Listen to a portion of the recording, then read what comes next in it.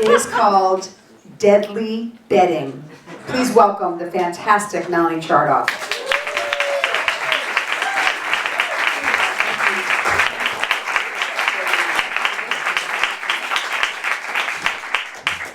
Thank you. It was tough enough sleeping alone for a sensitive person like me. I would awake freaked out to find my ear bent over and aching, my hips and knees dislocated during the night from splaying, and find facial scars, drool, and eye fluids crusted into my skin. Sometimes in the wee hours of the night, this princess and her pea would stumble onto what once were feet, shocked to find that they'd become painful stumps. Are these my real feet? I'd ask the air. Did someone switch them in the night? And then I'd be awake till dawn with all possibility of rest slipping away. Because I'd lived so long on my own, I slept lightly, primed to react to stray sounds in the big cities and close quarters I preferred. Discerning the sounds of a neighbor doing normal things from a beheading in progress was a survival skill. One eye stayed open, keeping a vigil, while the other did its rems, and then they would switch. I would awake wall-eyed and exhausted. Then when an allergist told me that I was breathing in mites and fungi from my bedding, that was the last straw. And the last down on which I ever happily slept. The dangers during hours meant to be cozy and restorative undermined any sense of security in the world. Was there no sanctuary for the informed?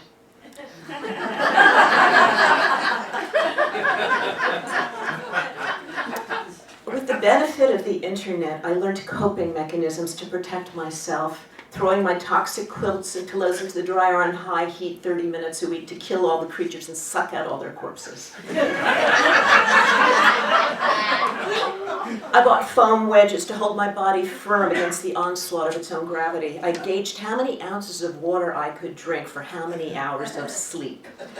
4 ounces, I would awake at 2 a.m. 2 ounces, I could maybe make it till 5 a.m. But if I drank no water at all, I would wake up swollen tongued like dead cattle during the Dust Bowl.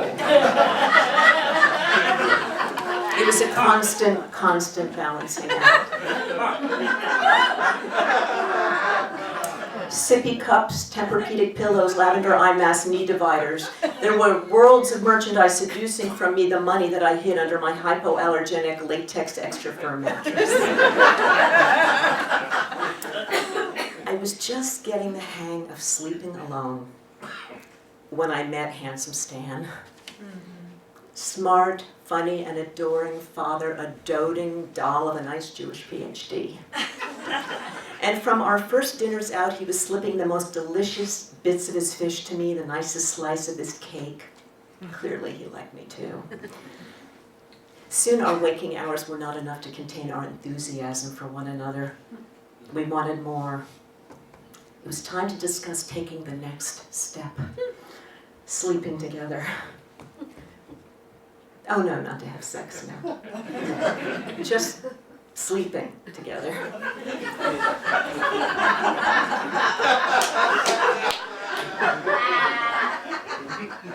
We got to first base by accident one day, collapsing in an afternoon nap. I'd been beside myself lately whenever he wasn't beside me, so waking up to find him there smiling next to me felt so right. I'm shy, I said, about moving too fast. Me too, but our being together feels inevitable. I sleep in baggy cotton stuff, I said. So do I, he exclaimed. I'm a pillowholic, I giggled. Me too, he cried, I have 6. I like them soft, I said. I like them hard, he said. I'm a morning person. I'm a night kind of guy. I'm a very light sleeper. I snore, he said. I have earplugs, I said. I have a sleep apnea machine, he said.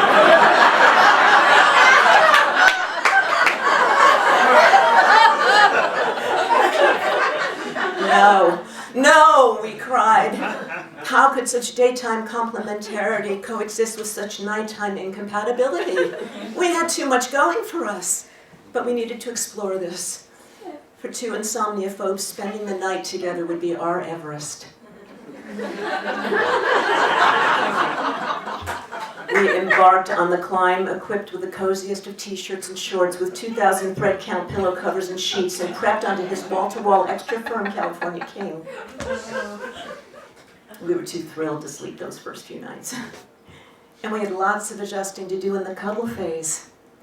Living alone so long, I hadn't realized how bony I had become. My ribs were unable to tolerate his arm. My neck was unable to tolerate his shoulder for more than a minute.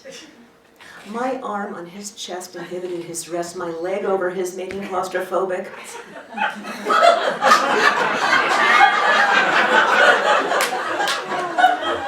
So we put pillows in the problem spots, patience in the learning curve. The third night, delirious with lack of sleep, I earplugged and blindfolded myself into sensory deprivation.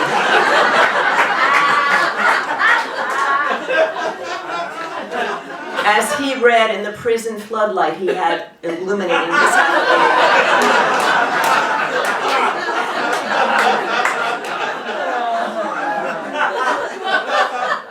But I started to find I felt safe with him keeping watch by my side.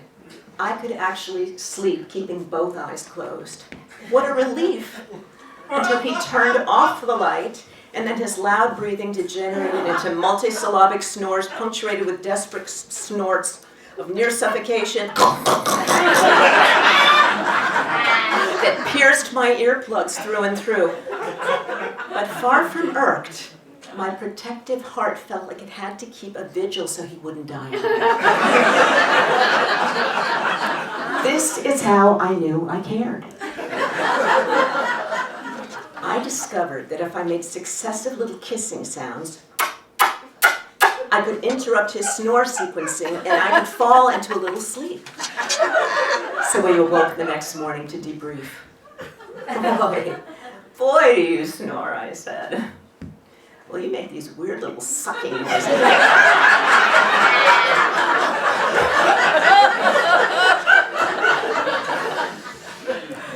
So 1 week in, my affections expanded. I had synchronized sleeping with his quiet, waking every few minutes with his noise. 20 weeks would have to suffice. I would catnap during the day. And as his fondness grew, he became afraid to disturb or actually kill me with his restless leg kicks and twitches and lurches, and he'd creep away to his couch to leave me in peace. But I would miss him, and I would crawl out of bed to kiss him. Like in O. Henry's Gift of the Magi, what we gave up for love was sacrifice our precious sleep patterns. Infatuation crowded out need for rest as lust came creeping and sex came leaping and came and came and came again. Living together was the next logical step. Within a year, he had given up his sprawling king for the little old queen in my little old house. Like new parents giving birth to our baby love, nursing its newness, we knew we might never sleep the night again. But with no risk of pregnancy, no critics of our middle-aged good fortune, sleep was our little dragon to slay, our romantic gauntlet to run. At first it got much harder as he grew more comfortable in my home. The sweetest man by day, by night stand was a sociopath.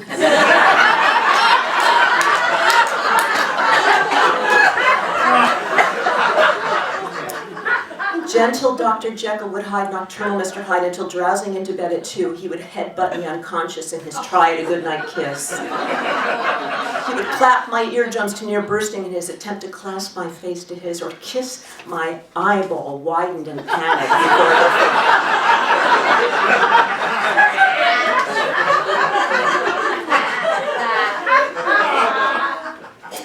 Sometimes he would toss his 6 pillows aside and pull mine out from under my head, and my head would thud onto the too-firm mattress. He would be a human paperclip slipping between the quilt and the top sheet instead of under the sheet and quilt together, dead weight with his arms on top of the quilt. And pinned in, I'd be unable to extricate my arms lest I wake him, which I'd hate to do because insomnia would start all over again. I learned to lie immobilized like a mummy in a tomb, gazing at him by the glare of his digital clock as it shouted out my sleepless hours.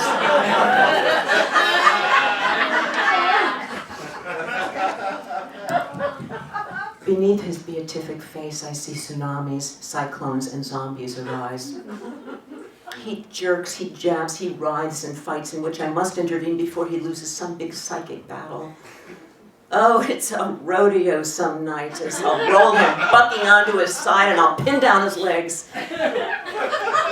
You see, in fetal position, the friction in his subconscious and his sinuses seems to subside. And we're in dreamland until the violent bed quakes as he seeks his phone alarm buried in my sheets or bed cavities, or body cavities.